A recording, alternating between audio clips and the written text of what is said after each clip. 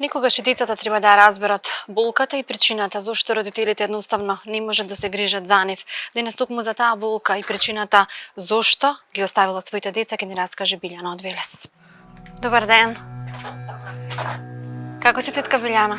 Добро. Еве, повикав да си ја кажа мојата судбина, мака. Каква е твојата судбина, тетка Билјана? Тешок живот. Тешок. Децава не ми проштуваат. Помош немам. А зошто не ти простуваат? Вие не разговарате не разговараш со децата? Не разговараат со тебе тие? Едното бега од мене, другото не може толку да ми помогне. Ги имаш оставено како мали? 92 кога се парализира, ги зема државата. Беше болна? Да. Сега каде живееш?